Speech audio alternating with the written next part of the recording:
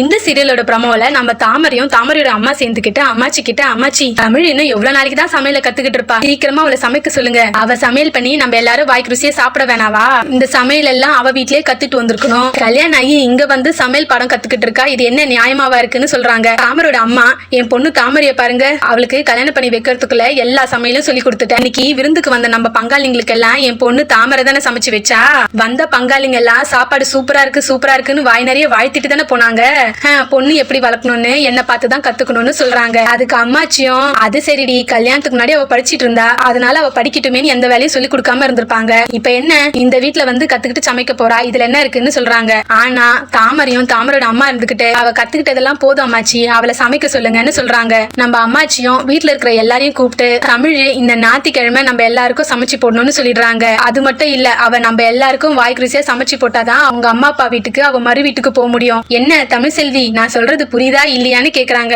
நம்ம தமிழும், பாட்டி இன்னும் நீங்க கொடுத்த 10 நாள் கெடு முடியல, அதுக்குள்ள என்ன எல்லாருக்கும் சமைக்க சொன்னா எப்படி, எனக்கு இன்னும் கொஞ்ச நாள் அவகாசம் கொடுங்க, நான் இன்னும் நல்லா சமையல கத்துக்கிட்டு அதுக்கப்புறமா செய்யறேன்னு சொல்றாங்க.